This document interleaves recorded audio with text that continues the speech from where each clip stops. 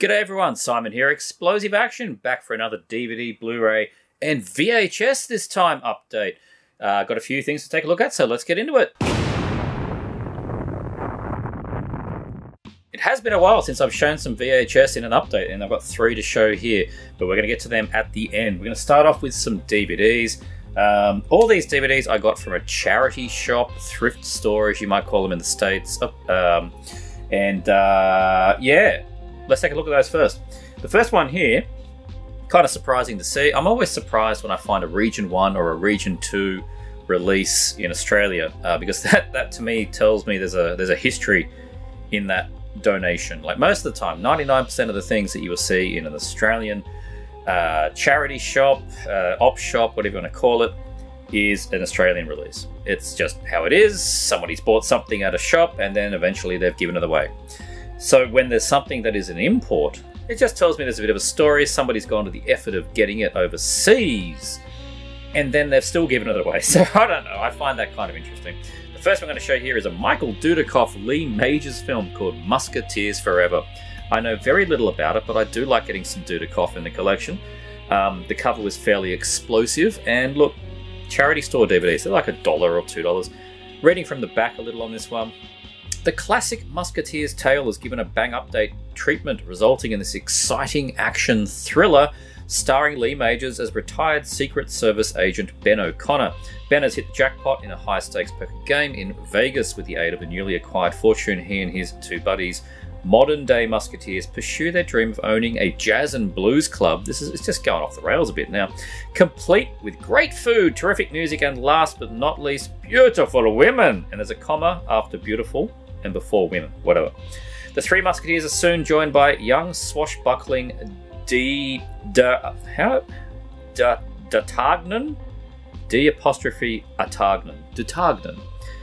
who's played by Dudikoff, and the club becomes the hot spot in town. D'Artagnan is soon smitten by one of the waitresses at the club, who is the daughter of the chief of the nearby Mohawk tribe. Just keeps going off the rails. The chief of the Mohawk tribe is murdered. Can the Musketeers expose the corruption of the town's richest man, the evil Hampton Crawford? He's only just entered the picture now. And his lackey, the dangerous Sheriff Douglas. I mean, what a wild ride that blurb was. There you go. Musketeers Forever. We'll see what it's like. Hopefully it won't take forever for me to get to it. That was amusing. This one should have been more amusing than it was. It's unfortunate it wasn't.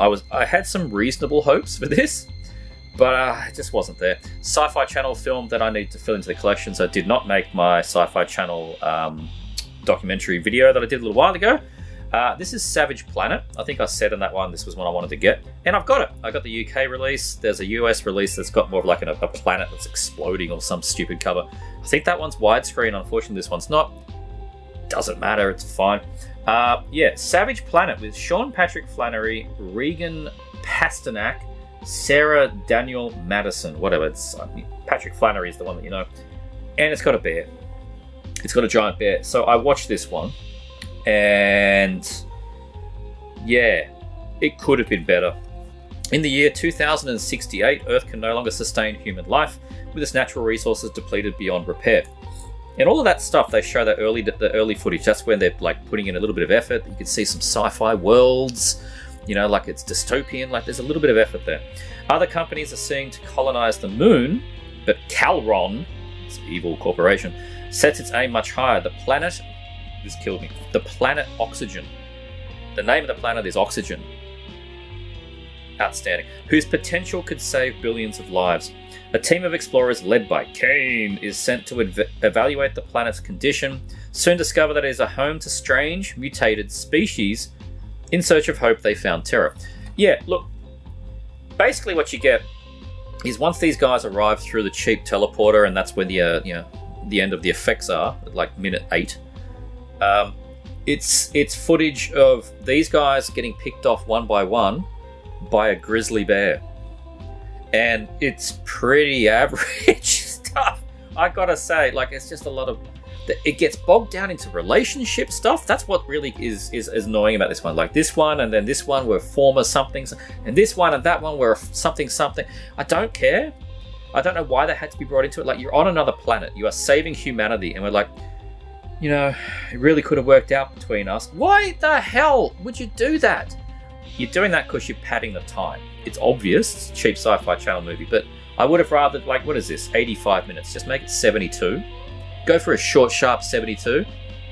That would have been much better. Just get rid of that guff. But look, when the bear attacks, that's when it's amusing.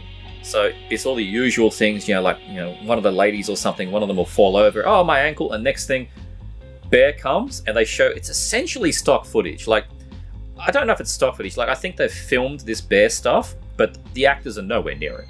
They've just filmed a bunch of scenes with a bear going rah, and standing up on its hind legs, and more rah, and then they just show some shots of, like, it is quite amusing because there's like bear decapitation. So the bear will go rah, and the next thing you'll see is a head come off and blood come out. That stuff is fun. It's just the rest of it. And the payoff at the end, oh dear. So look, it could have been much better. If you're a Sci-Fi Channel savage completist like me, watch it, know what you're getting in for, make a cup of tea during the relationship crap, and you'll be alright. Savage Planet. These two are also charity pickups, and I don't really know too much about them. I just remember seeing them about. This one seems to be a bit more of a, you know, a cloak and dagger thriller thing. This is Keanu Reeves in Siberia. Yeah, don't know much about it. Tells the story of an American diamond merchant, Keanu Reeves, travels to Russia to sell rare blue diamonds of questionable origin. As the deal begins to collapse, he falls to an obsessive and passionate relationship with a Russian cafe owner, played by Anna Ularu, in a small Siberian town, Mirny. As the relationship builds, so does the treacherous world of diamond trade, which he's unable to extricate himself. And it's, as a quote here, a surprisingly old-school thriller. So again, hopefully it doesn't get bogged down too much in "Oh, I love you, Keanu," and you know, with Russian accents. And hopefully there is some cool thriller stuff here, you know, like your Tom Clancy or that kind of thing. But like, it was $1. And it's it's in English, obviously, but then there's some subtitles for, I guess, the Russian bits. So yeah, I don't know. I have no idea. If you've seen this one, let me know. It's probably a low-key one for old Keanu. It's not John Wick 4, but yeah, Siberia. And this one, I was kind of curious when I saw the trailer of this, and I thought, oh, that looks kind of fun. It looks a bit crazy, but they've got the right person to play in this one. And yeah, this was new and sealed in the charity shop. So, okay, I'll take it for $2. Willy's Wonderland with Nicolas Cage. The trailer did look pretty mental. Like he gets trapped in this, you know, Disneyland kind of thing, and all of the puppet creatures come to life and they're murderous. I think that's the general gist. Yeah, a quiet drifter is tricked into a janitorial job at a now condemned Willy's Wonderland. The mundane tasks become an all-out fight for survival against wave after wave of demonic animatrons. There you go. I mean, that's the simplest plot in the universe. So, look, I know some people were saying it was good. I don't know much more than that. And the trailer looked fun and crazy. Hopefully it's not too over the top, you know, winking at the camera stuff. It would be amazing if it was played kind of straight.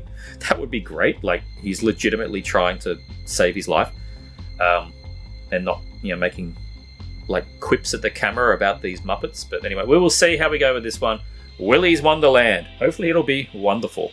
So this next pile here of Blu-rays, these are all Region A releases. These all came from one local eBay seller, and it was one of those things that I saw one thing I thought I would like, and I went through everything he was selling, and they were all incredibly cheap. Plus, you hit a certain point and it got cheaper.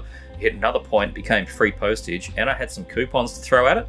So to get all these Region 1s, or Region A Blu-rays in Australia on eBay, it ended up being basically the price of a coffee per disc, and that's really, really good.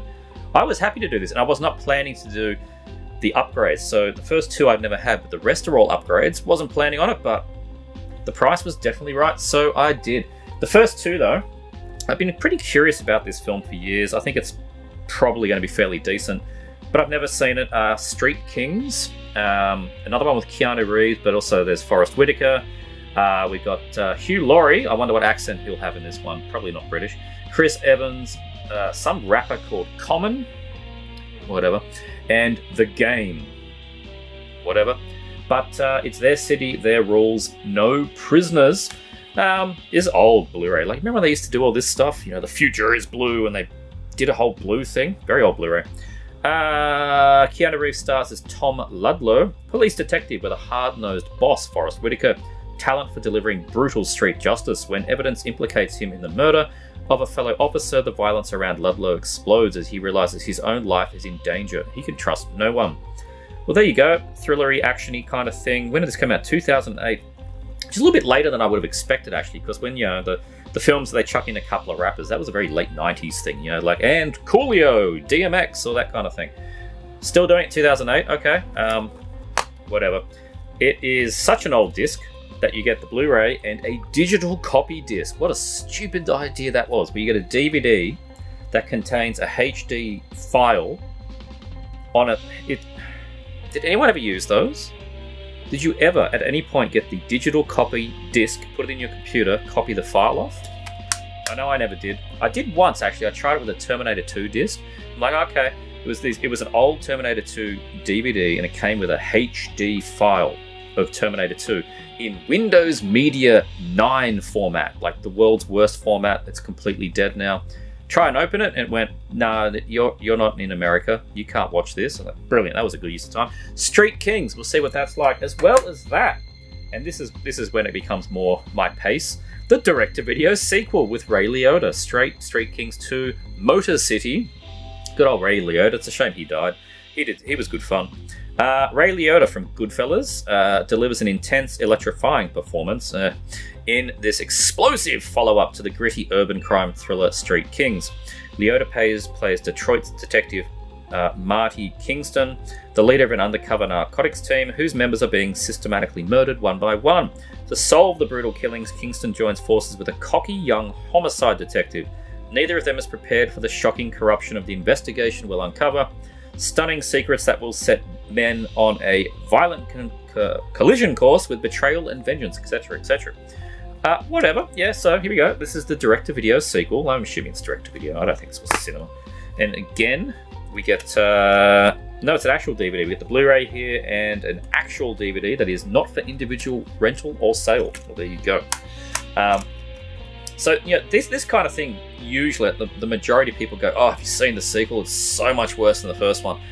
The amount of times that I put my DTV brain on and enjoy this more than the big Hollywood version it's happened so many times. But yeah, we'll see how I go with Street Kings 2. Let me know if you've seen either film. I'd be curious. Now, these are the ones that, particularly this first one. This first one was the one that made me go, oh, cool. There wasn't an Australian release of this, and the DVD was a bit crap, so I actually wouldn't mind a blue upgrade. And then I clicked through and picked up all this other stuff from the one seller. We're about to enter Seagal territory. You could call this dark territory if you've seen Under Siege 2, which I would hope you have if you're watching this channel. The first one here, and we're back in having a rapper in the film. Territory, this is Exit Wounds. I quite like this one. Exit Wounds, I think, is the last proper theatrical Seagal. He came back, did Machete, but after this point, I think the studios were like, we've had enough Seagal, thanks. But yeah, no Australian blue of this one, so I got the American one, very cheap. There's a UK one too. They should name a street or building after Detroit detective Orrin Boyd, Steven Seagal. What an opening. Instead, days after single-handedly throttling an army of political assassins, he's busted to white-glove traffic cop. Someone wants Boyd out of the way, someone who should follow this advice. Call for backup. Man, that's hilarious. That's not a blurb. That's like the voiceover in a trailer. You know, Steven Seagal is Orrin Boyd. Yeah, and it's got DMX in this one, I think, is sort of the buddy cop thing. Joe Silver from The Matrix is the producer in this one. And Andres, I don't know how to say that, Bartowiak, don't know, is the director who did Romeo Must Die and other bits and bobs. Oh yeah, Tom Arnold's in this one. There you go, there's some star power. He was in lots of things around this time. When is this, like 01 maybe, or 99 or something? 2001, there you go. So Exit Wounds 2001. I always quite like this one. And yeah, there you go. Basic disc. So yeah, so that started the Seagal DVD to Blu-ray upgrade. And well, here we are in vaguely chronological order. This was like $4. Belly of the Beast. It's not a great one. Sure, why not? I'll upgrade. Steven Seagal is Jake Hopper. once an operative on the inside on the way to retirement when he received some startling news. I'm sure he wasn't startled. I've seen this. He probably didn't have any reaction at all. While vacationing in Thailand, his daughter has been kidnapped by a notorious terrorist group, Abu Karaf. The CIA launches an attack mission to save her. That's not good enough for Hopper. He has never been one to play by the rules, and this time, there are no rules! Belly of the beast. We are well and truly into direct-to-video territory now. This is 2003, Millennium Film. So Millennium, New Image, they did good fun stuff. Look, it's not a terrible one. Particularly if you're going by my standards. It's fine. It's alright. He's still, he's not Donut Beard yet. Okay? This is a fairly cheap and cheerful release, and one of the films is okay, one of the films is really bad. Attack Force and Into the Sun. Now, Attack Force is generally renowned as being one of his worst films, and the reason for that is when old Seagal was filming it, it was an alien invasion film. But by the time it was in post, it was a drugs on the street film. The whole plot of the film changed, and I think Seagal refused to come back, or maybe to clash, I don't know. He didn't come back to do any fix-ups. So the majority of the film, he's dubbed. This is, I think, the first one when he was dubbed. I think it might have been the first one. And it's really bad. And you can see where, scenes are all cloak and dagger, alien conspiracy stuff, and then, oh, now there's narcotics. It's like a Godfrey Ho cut and paste. But he plays someone called Marshall Lawson, which is great, and it's apparently a high-octane action thriller, but it's really quite average. But hell, when these things are sitting there, I'm going to upgrade the DVD. Into the Sun, that one's a bit more fun. I'll read this one. Action superstar Steven Seagal is back in the non-stop thrill ride. They could cut and paste that on every one of his films. When the governor of Tokyo is murdered, it falls on ex-CIA agent Travis Hunter to track down the responsible terrorist. He's called Travis in, Under Siege, I think, and he's an ex-CIA or ex-80, he's an ex-something in every film. The plot to kill the governor is only the beginning of a web of corruption and violence. Hunter discovers a plan by rising Yakuza leader to build an enormous drug-dealing network with the Chinese mafia. Time running out, Yakuza determined to get their plan through. Hunter must thwart the operation and get out alive. Yeah, that one was okay. It was average enough. Seagal's always had this love affair with Japan, and he plays around with that a bit. If you ask him on a given day, he'll say he grew up in Japan, but he'll also tell you he grew up in the Bronx or something. So he's grown up everywhere, probably even Australia at some point. But anyway, Attack Force, Into the Sun. Attack Force not so great. Into the Sun's alright. And this was really surprising because this was a German DVD from this guy, and you have to have gone to a bit of effort to import this one. This is Submerged. There's been a few Blu-rays of this one, all from Germany. This one's okay. I don't mind this one. I can't read you anything on the back of this one, but who else was in this? This has got, Vinnie Jones. Vinnie Jones is in this one. So you've got Steven Seagal that's essentially doing the old Sirio Santiago version of The Expendables, where they put together a team, but they're all criminals. That's this one. It involves mind takeover technology, and it's kind of a weird one. But Gary Daniels. Gary Daniels is in this as well. That's why it's fun. And look, I enjoyed this one. I can't read you anything in the back. It's all in the German, but it's from 05. Now, this one is listed here as HD, 1080, and 50i. So it's a not 1080p. It's interlaced and it's at PAL. I think that was the case when I put it in there, but gee, it looked fine. And there's another, I think the other edition with a different cover is actually full 1080p, but it looks fine, it plays fine. It's certainly out here where my default stuff is PAL anyway. It's all good, I have no issues with this. So yeah, Submerged. Not bad, not a bad one. It has the old reverse cover, so hidden away the ratings logo, Submerged. This one, Mercenary for Justice. There you go. US release, this one was very, very cheap. This was less than a cup of coffee. Soldier of Fortune, John Seeger. Steven Seagal is the best in the business of kicking ass. When you're a mercenary, there's always going to be casualties, but no job is too treacherous for Seeger. I love that he's Seeger. It's like one letter difference from Seagal anyway. That's pretty typical of him, I think. Who's blackmailed into orchestrating an impossible prison break, leading a team of heavily armed soldiers on a deadly mission to South Africa to rescue the son of a billionaire arms dealer. But when Seeger, I even have to try to say it, not Seagal, finds out he's been double-crossed, it's payback time, and there's going to be hell to pay. Necessary for justice. This is fairly run, by the numbers kind of thing. We're like, what, 05 now, 2005. All right, the next one is, I actually quite like this one. So after all these sort of mid-2000s, when you get onto the 2010 kind of era, I think there was a little bit of an uplift in quality for a period of time, and Driven to Kill, I thought, was one of those ones. It's also called Ruslan. That was the Australian DVD, it was Ruslan, but everywhere else was called Driven to Kill. But he is actually, the character is Ruslan in this film. So Ruslan, a former Russian mobster, Russia, like, they don't even try, must return to his dark past when his daughter is brutally attacked hours before marrying the son of a powerful family rival. With rage only a father's love can match, Ruslan will stop at nothing to bring justice. Yeah, it is that. It's a kind of, out for justice kind of thing. I quite liked it, like I said. So yeah, particularly happy to upgrade this one. Like, honestly, like, all of these Blu-rays were just there in one spot, and they were all very cheap. So, if I had to pick these off one by one, I don't think I would have upgraded any of them. But, yeah, because it was there, here I am. And it's fine. It apparently contains smart menu technology. Oh, man. Yeah, there you go. The Driven to Kill. This one was actually not from that one seller, but it was from another. I figured I've just bought like 8 or 9 of these things, and I can remove a 3-pack on my shelf with 2 of them, and I need 1 more, and there happened to be this from another seller for exactly $2.50. The Keeper. This was filmed about the same time as Driven to Kill. Again, I quite like this one. He wears a cowboy hat quite a lot in this, from memory. Tough LA cop Roland Salinger. Roland. Betrayed by his partner during a stakeout, left for dead, but Roland is still breathing when the ambulance arrives. A year later, he's recovering from his ordeal and has been forced into retirement from the squad.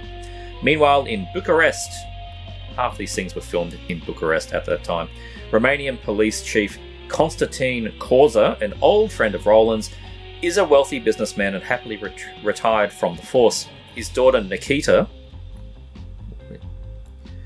is a Paris Hilton-style heiress who is dating Marco Inescu, star forward on the Tornadoes football team. Jesus. One night, Nikita is kidnapped after parting with Narco at a club. Narco, whatever.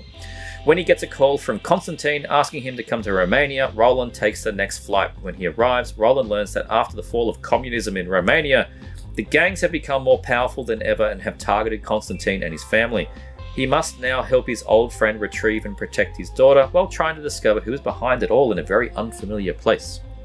There you go. Yeah, The Keeper was reasonable, I remember. I watched this one as it came out, the DVD. We got one here. I thought it was fairly reasonable. Not like one of the best, but he did a heap with, this is a Voltage Pictures thing. It's one of the Keone Waxman ones. Was Driven to Kill Keone Waxman? No, it wasn't.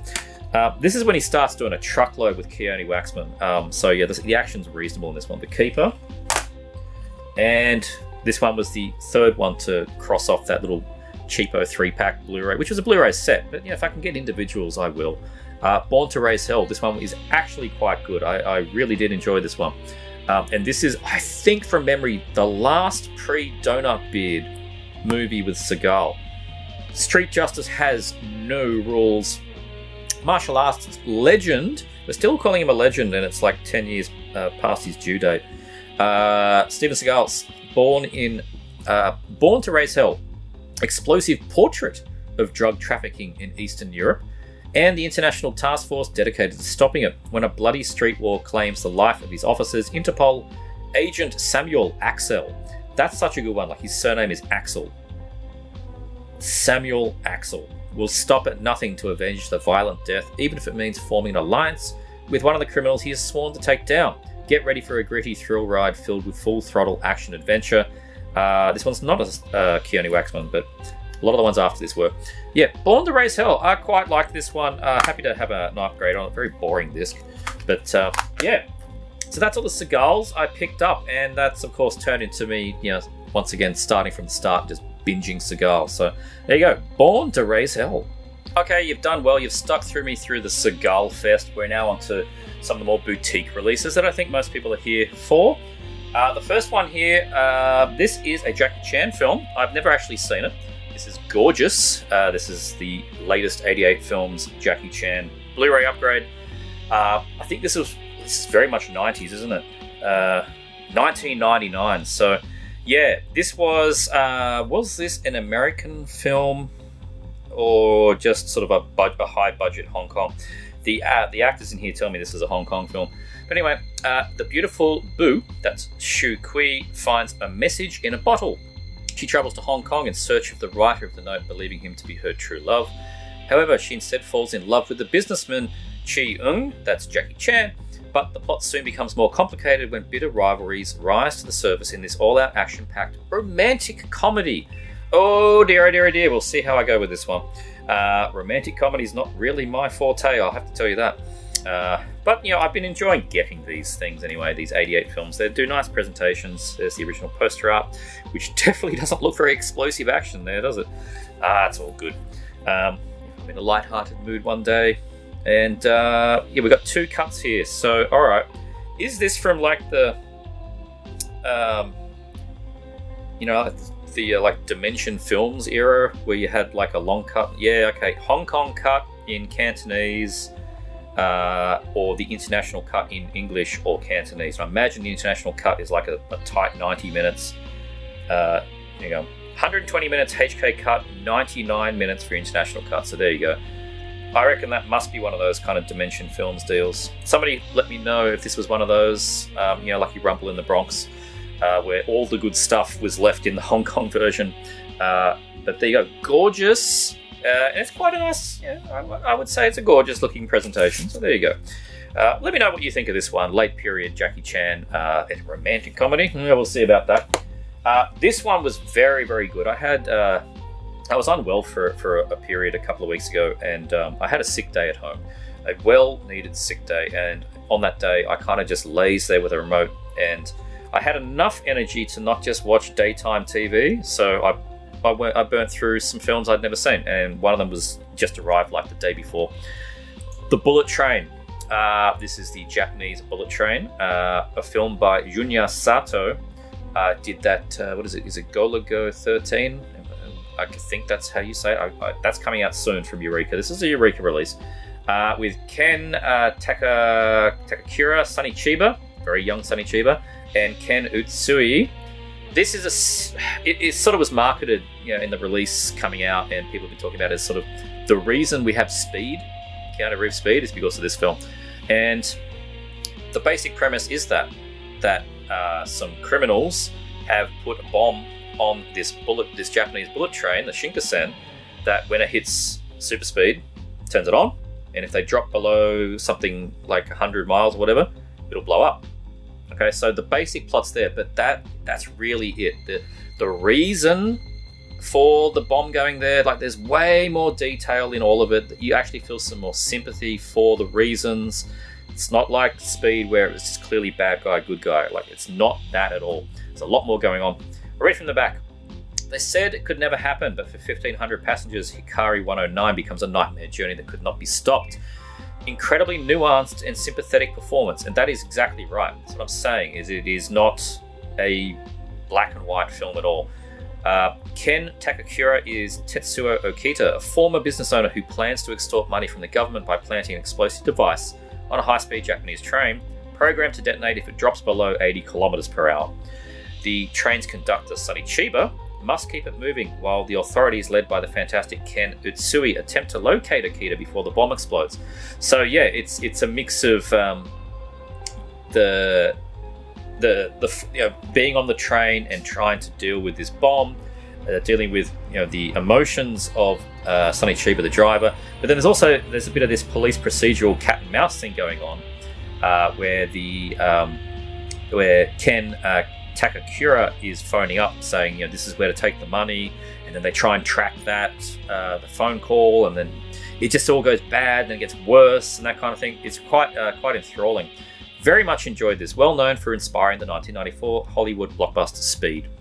Bullet Train is a remarkably tense thriller from director Junya Sato, and Eureka Classics is proud to present a definitive edition for its UK debut.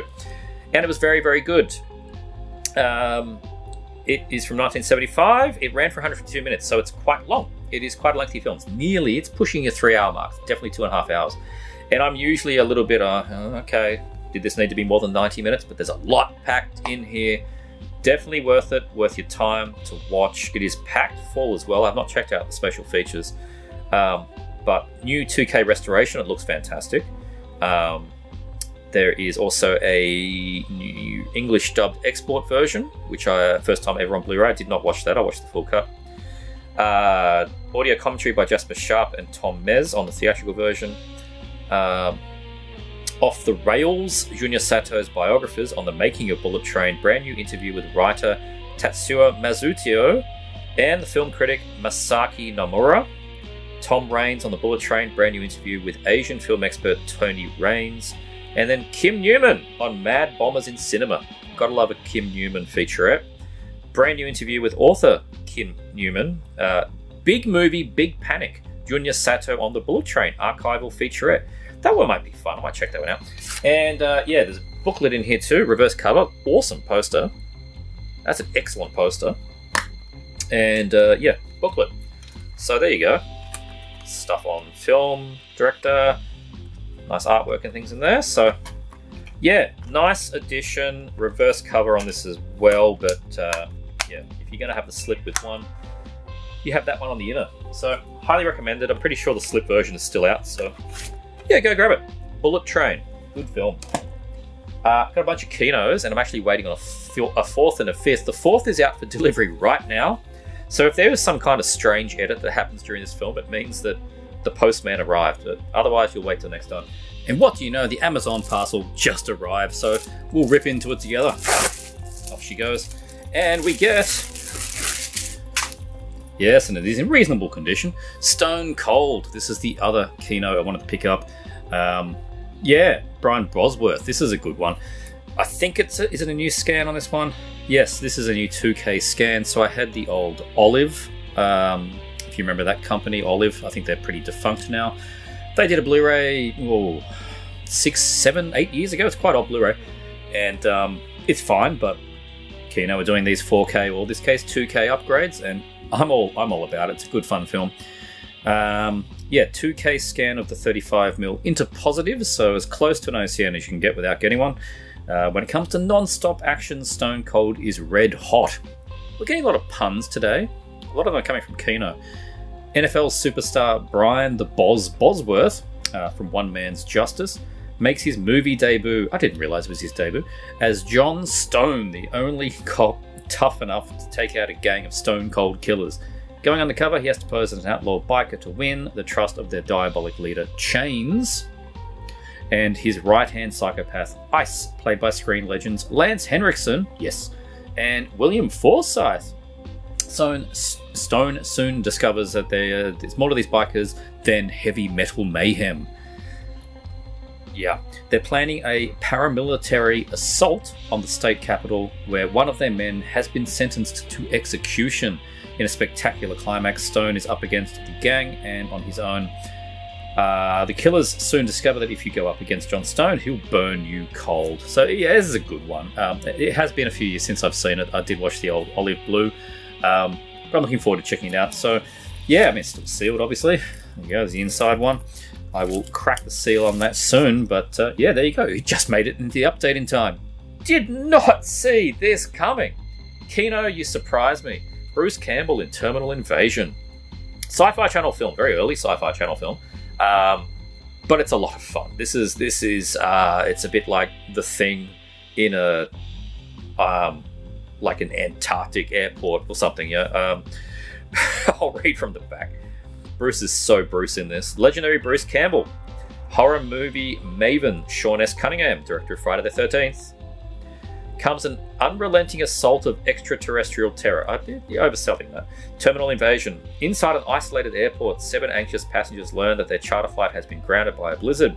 Unhappy passengers are soon stunned into silence by the arrival of Jack Edwards, Campbell, convicted murderer escorted by 2 guards. These soon prove to be the least of the passengers' problems. They realise that some members of the group are not who or what they seem. Fasten your seatbelts for pulse-pounding sci-fi thrill ride, co-starring Chase Masterton from Star Trek Deep Space Nine. It's a lot of fun. A lot of fun. So I only just watched this recently. I've got the Australian DVD, which is pretty rare. And I watched it as part of my, I was going through all my Sci-Fi Channel stuff, picking out a lot that I hadn't seen. That was one of them. And it was such good fun. It was Bruce Campbell. He's being very Bruce. He's eating the whole set. He's just chewing on it. He's gnawing on it. And I'm very, very surprised. I think it's the Bruce factor and the Friday the 13th factor. And they're like, okay, yeah, Kino can do it. We'll put a slip on it. I'm just very surprised at this point. But I'm happy. Very, very happy, Kino. Good job. 2002 this came out. And it's good fun. So, for me, Sci-Fi Channel film, big budget one, or the early big budget, one of the earlier ones that they released. I don't know if they financed it or not, but it was definitely one of their films from the early days. But for everyone else, this is just a fun, tight sci-fi action thing that borrows from The Thing and, lots of other stuff like that. The bunch of people trapped together, getting picked off one by one, who is the killer, that kind of thing. Terminal invasion, good fun. It makes him look like a cop here. He should be wearing bright orange because he's a criminal, but there you go. Terminal invasion, recommended. Haven't checked out that disc though, so I'm assuming it's good quality. This film, I've heard of, never seen, not even sure if we have an old DVD out here. We might, but Kino, as I said, they're kind of just smashing out a bunch of these action films right now, and I figured, well, in for a penny, in for a pound. Burt Reynolds Heat, so not your other Heat, everyone knows the other one. Burt Reynolds Heat, there you go. This, I believe, is it a Canon film? Is it a Canon film? Oh, it's not a Canon film. I thought it was a Canon film, but anyway, I think it's in that world. Burt Reynolds Heat, read from the back. Ex-mercenary Nick Escalante isn't a violent man by nature. He's not a violent man. He's just good at it. And when things get very, very bad, he's naturally at his best. Sounding very Chuck Norris. Las Vegas is the backdrop for all the torrid action of Heat, as action screen legend Burt Reynolds plays the soft-hearted bodyguard who's out to protect his friends. When a gangster's son brutally beats an old flame, it ignites a tightly wound thriller that pits Burt against the mob, culminates in a vicious cat-and-mouse climax. Written by Hollywood's master craftsman William Goldman, who did Misery, there you go, Marathon Man. Directed by Dick Richards, who did Farewell My Lovely, I have no idea what that is. Co-starring Karen Young from Criminal Law, Peter McNeil from Ghostbusters 2, hey, Neil Barry from Stigs, don't know what that is, and Howard Hesseman from Honky Tonk Freeway, don't know what that is, and Diana Scarwood from Inside Moves, don't know what that is, but anyway, they're digging a little deeper, and it's good. I'm happy that they are, and I've never seen this one. It's from 1986. We're at a good time in when this kind of film would be good, so I'm hopeful it's good. 86, 101 minutes. It's got Burt Reynolds, got audio commentary from action film historians Brandon Bentley and Mike Leader. Mike Leader's name shows up in a lot of things. Alternate ending, theatrical trailer. There you go. Okay, Heat, inside. Thank you again, Kino. I'm going to enjoy exploring that one. And the next one we have is a DVD upgrade, and it's also actually a Blu-ray upgrade. They've done it once before. I don't think I would have bought this if I got the Blu-ray the first time. But only for some reason I got the DVD the first time. I think I found it cheap, like a second-hand one. I figured, oh, that'll do me. But no, whatever. Martin Cove, Steel Justice. This is a good fun one. Quite cheesy. You don't recruit John Steele, you unleash him. God damn. Yes.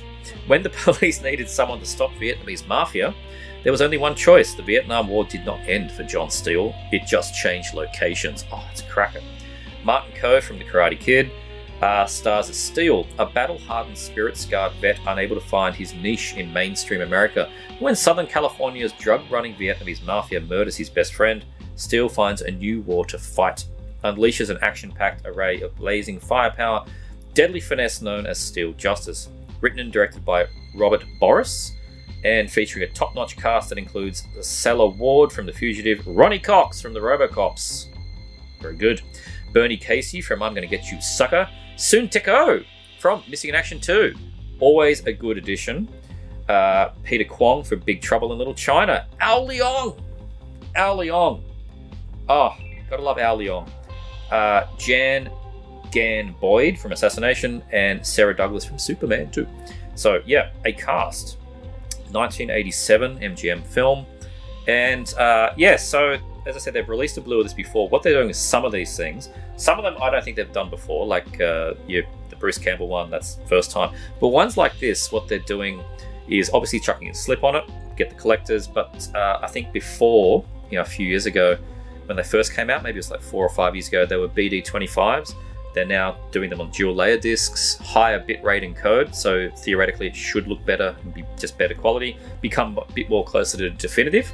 So yeah, look, that's probably not always going to convince me to upgrade, but it does when I only had the DVD, so still just as very nice. Next up is a very, very cool collection from Eureka that's managed to succeed their first release of the first film. When they released the first film, everyone's like, I wonder if they'll do the sequels. And not only are they doing them, they did them in a nice box. Well, not a box, but they did them in a nice set. Get them all at once. And as meant I could take 4 DVDs off the shelf at once. Very, very cool. We got Hopping Mad, the Mr. Vampire sequels. Mr. Vampire 2, 3, Mr. Vampire Saga 4. That's kind of your series. And then you've got Vampire vs. Vampire, which is apparently officially not part of the series, but half the cast are the same, so whatever. And it was really cool. So the first film you can get as its own thing, and then all the sequels as one collection. So very nice from them. After the huge success of Mr. Vampire, Hong Kong audiences were desperate for more vampire hopping action. Aren't we all? And the film's producers were more than happy to oblige. A steady stream of Jiangxi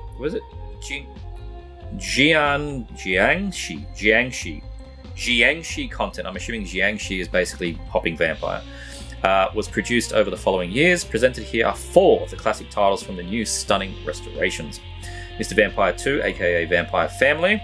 An archaeologist and his students unwittingly set free a family of hopping vampires who wreak havoc in the 1980s. Mr. Vampire 3 returns to a period setting and sees Lam Ching Ying, he's in most of these things, a Taoist priest battle an evil witch. Brilliant performance by veteran actress Pauline Yukuan Wong. Vampire Saga 4, also known as Uncle Vampire, featuring 2 feuding neighbours, a Taoist priest and a Buddhist monk.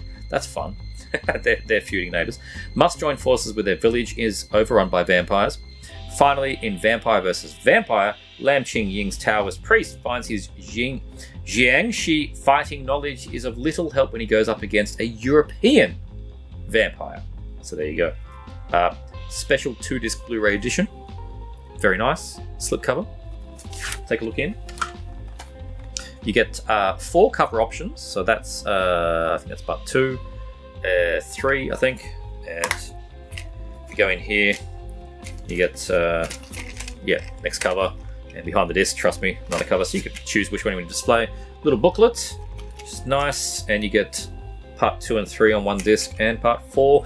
And I won't call it 5, but anyway, you get the last film on the last disc. So nice tidy set. I think this is a good way to wrap them up. You didn't particularly need individual releases for all the sequels. I think this is a good way of doing it. Hopping Mad Mr. Vampire sequels. Nice fun addition. There you go. Good on you, Eureka. Doing good work. Next up, we have a bit of a Cat 3 nasty here. A lot of the Unearthed and a few other companies have been starting to tread water and like putting out a few of these things. And we're starting to get to some pretty slimy ones. This is a Calamity of Snakes. Yeesh. Golden Age, a developer discovers a snake pit full of thousands of deadly serpents at the construction site of a new apartment building. To avoid any construction delays, the developer brutally exterminates the snakes. And look, we'll get to that in a minute. But believing the problem has been solved, he allows the new tenants to move into the building. However, not all snakes have been killed, and the many survivors and their kin are out to avenge their murdered brothers and sisters. Soon all hell breaks loose. The building's new tenants come under the vicious attack by a squirming army of angry and vengeful serpents. So yeah, look, it's got animal violence. Hong Kong, animals, you're going to kill snakes, they will probably actually do it. It does contain a cruelty-free version. And this, I think a lot of people do appreciate, that you can watch these slimy HK films and the not the people, but the animals that had no decision if they were allowed to act in these films or not, they remove those pieces. And I think it's nice the option is there. Some people choose to watch the whole thing, but you know, like there's a Cannibal Holocaust version that's also doesn't have Galapagos turtle getting eaten. So you can make your own choice there, and it's nice that there's an option. Blu-ray special features on this one, From Shore to Snakes, the venom and violence of early Chinese language horror cinema. That itself, I think, is going to be quite an interesting little feature. I wonder how long it goes for, it doesn't say. Reptilian Recollections, Lin Kuang Yung in conversation with Chu Yi Chung. Original English dub as an option, as a commentary, cruelty-free version, an alternate version, I don't know what that is, alternate credits, and a gallery. So you get quite a lot of things on here. Yeah. 2003? Wait, hang on. Is that real? Was this a 2003 film? It says 2003 Golden Sun film. Wow, is it really that late in the game? I don't know if I want to believe that or not, but anyway, there you go. Calamity of Snakes.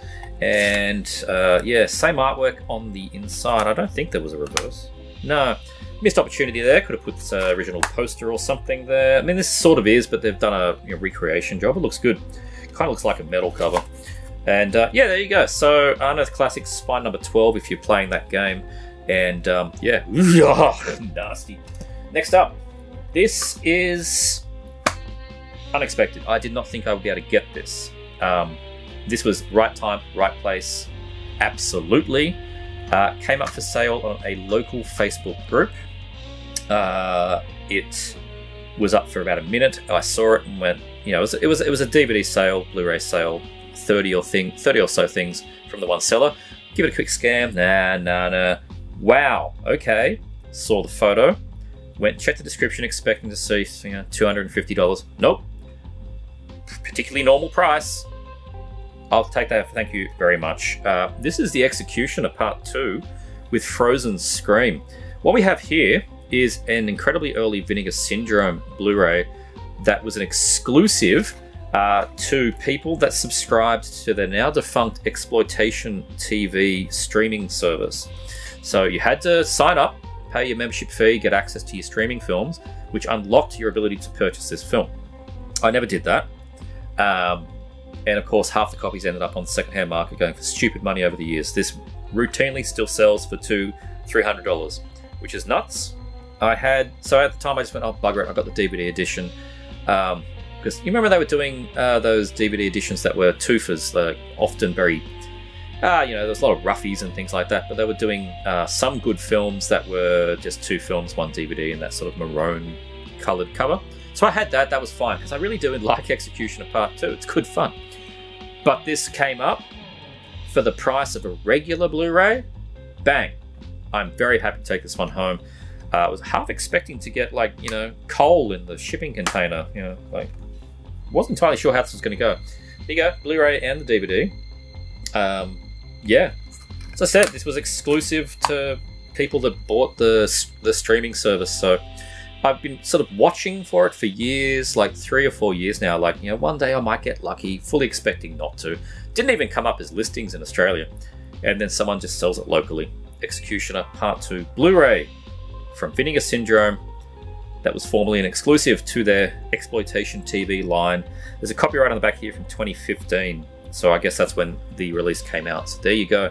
Thrilled to have this in the collection and have passed on the DVD already to someone else. Very, very cool. Next up, have a new 88 Films Italian line release in a nice big hard slip box. I'm in two minds about these things. They were doing quite fine as regular releases, and then they decided to just put them in boxes, and it's... I don't mind, but, you know, not particularly necessary, like, to break up what you were doing and then start doing fancy versions, but whatever. The Whip and the Body, Christopher Lee and, what's her name? Dalia Lavi. So this is a Mario Bava film, renowned from one of his classics from 1963. And I did have the old Odeon release from the UK, and I actually didn't get around to watching it. It just didn't happen. So I hadn't seen the film. I put this on, and I'm just going to say I must not have been in the right mindset because I found it quite dull and quite repetitive. It looked good, very gothic, incredibly gothic, but Christopher Lee, it's well known in this one that he did not dub his own voice. It's an Italian film. Everyone's dubbed, but he didn't dub his own voice, someone else did. That's not too bad. Apparently he felt kind of bit of remorse for not doing that, and then from this point on, all the European films he did do his own ADR. But I found it, kind of repetitive in that, so Christopher Lee, his character in this one dies and comes back to haunt this young lass, and that the same scene sort of repeats itself over and over, that he comes back through the window, she gets all shock and horror, they kiss, and then he whips her. And that kind of does that like 3 or 4 times. There is more to it. I'm probably understating a lot more. And the ending's good. The ending is good. I enjoyed that. But yeah, I fully expect I was not in the right mindset for this. I was probably in a Chuck Norris mindset, and I put this on, and it didn't work. So I will come back to this at another point. So Whipping the Body. You let me know what you think of this film in terms of Barber, because I like most Barber films I've seen. There's the other cover. So there's a Kino Blu-ray as well from like old Kino days. Disc, poster, and what you get in fancy version is the booklets. The film is also called What? Which is just so British. Stuff in here from the director. Cool photos, colours of sadism, posters and stuff. Very cool. I will read through that one. But on first viewing earlier this week, Whipping the Body didn't do it for me, but I'm happy to rewatch it at another point. It's filled with stuff. Kim Newman again shows up, does some commentary, interview with Lamberto Bava, some Working with Bava featurette, 40-page booklet I just showed. So look, it's a nice set. If you're a fan of the film, get this version. I am told from everybody that had the Odeon and actually watched it, because I'm a terrible human, that it's night and day. It looks so much better. Don't know what it looks like compared to the old Kino, but anyway, there you go. Whip and the Body. Onto the one and only box set of the update, Severin. They have been doing really, really good quality box sets. Vinnick Syndrome too. Actually, all the companies pretty much have been doing good box sets these days, but I think Severin have been really setting a great standard and digging quite deep. So here we are with their Danza Macabre Volume 1, which hints that we might get a Volume 2, which is very nice. The Italian Gothic Collection. We have 4 movies: The Monster of the Opera, The Seventh Grave, Scream of the Demon Lover, and Lady Frankenstein. Which is a nice set. Lady Frankenstein has had a previous release. I'll talk about that in a moment. There you go. Read a little bit from the back on this one. In a genre known for its castles, crypts, and candelabras, Italian Gothic also embraced themes of violence, madness, sexual deviance.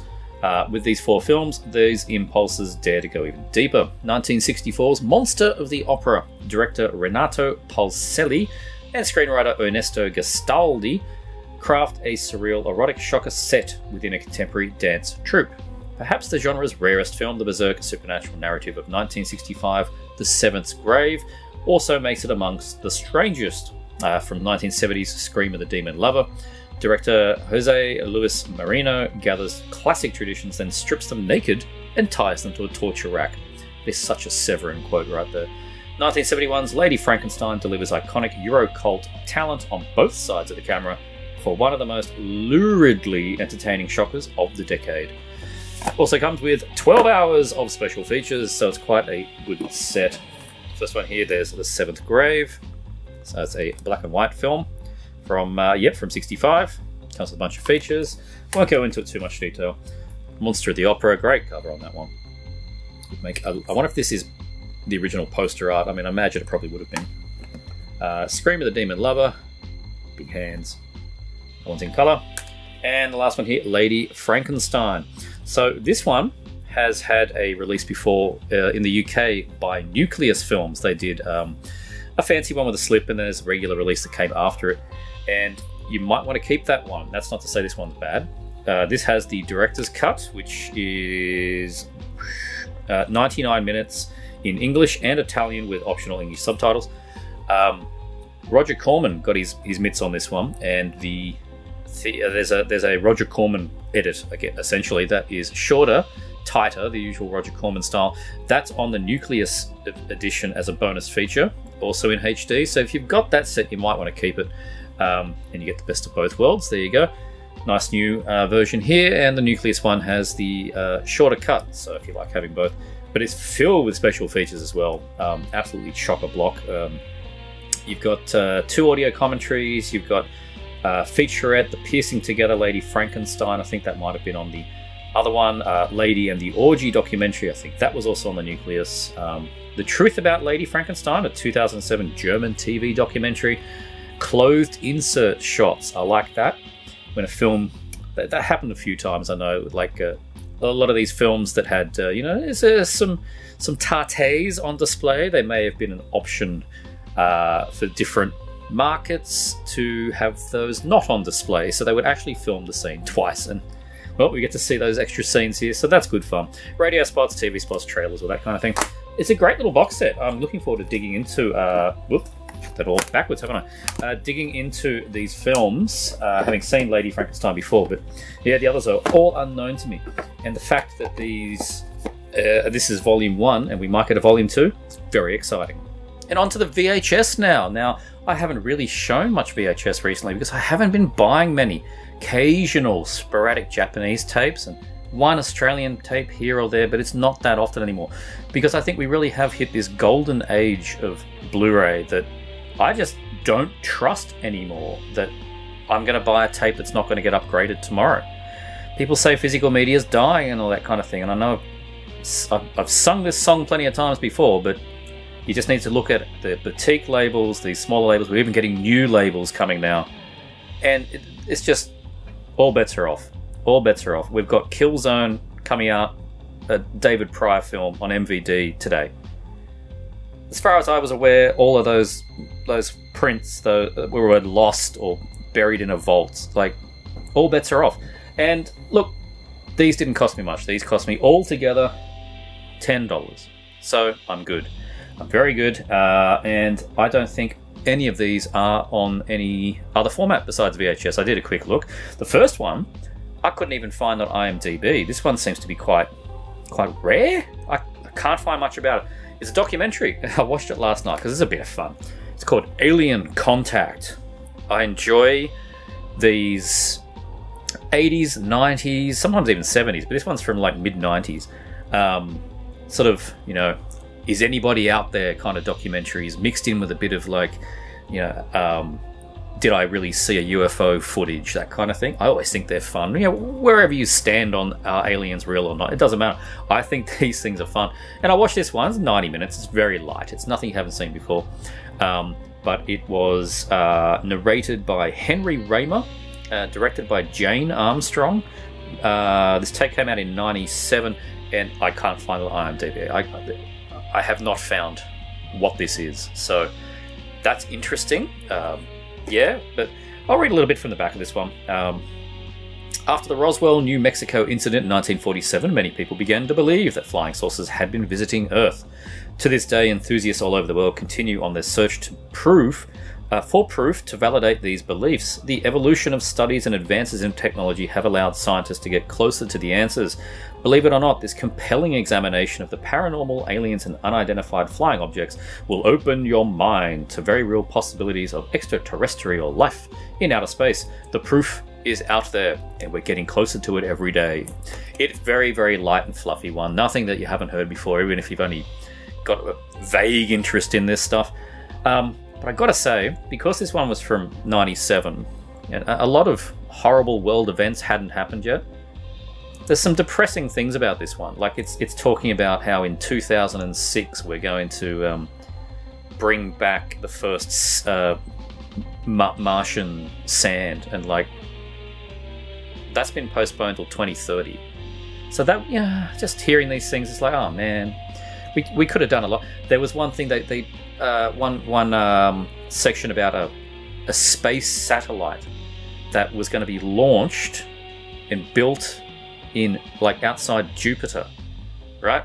And it was this massive satellite, 4-satellite array that by placing it outside Jupiter, it could look out really, really far, and we'd get great pictures of things. It was going to be built by 2020.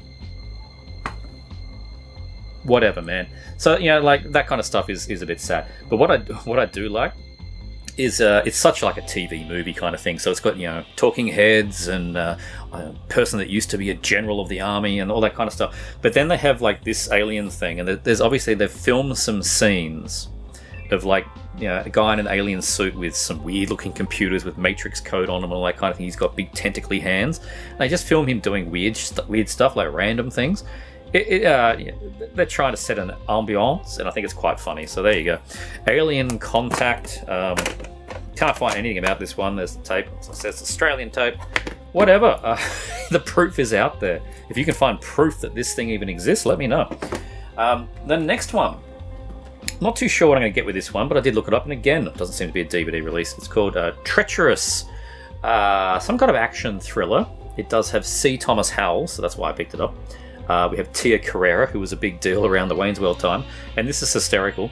Adam Baldwin from Predator 11. I know they're probably going for Roman numerals here. It's supposed to be a 2, but it literally says Predator 11. So, you know, we haven't quite had that many yet. We've probably had about 5 or 6, but anyway.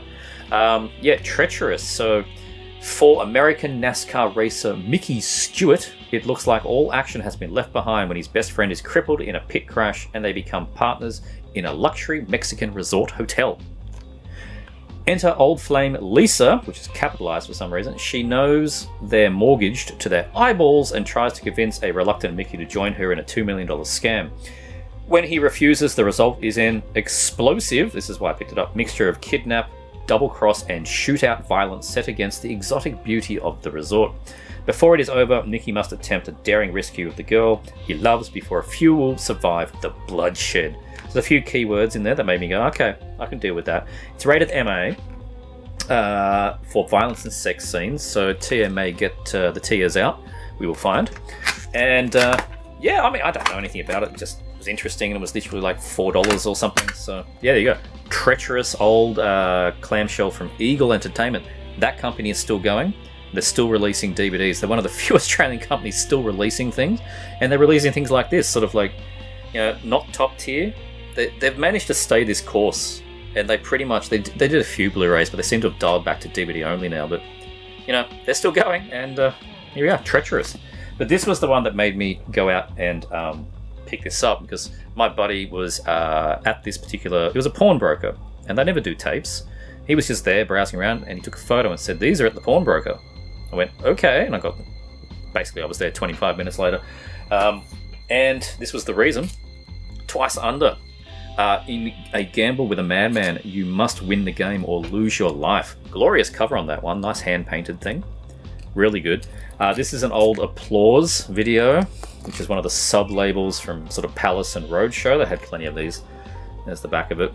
Really cool. Again, I don't think on DVD, I've not found anything. Ed Chambers survived the Vietnam War, but now 17 years later, a soldier he left for dead in an underground explosion is back to seek revenge. A trained killer, psychopathic soldier uses the sewer tunnels as a murderous domain. He's armed with a deadly arsenal and determined to lure Ed and his son Rick down the twisted tunnels. The bait will be Rick's girlfriend, Cammy. The gripping and desperate game to stay alive has just begun. I watched the trailer for it. It looks mental. There's the tape. It's got a few stickers on it. It's all good though. Looks clean in there.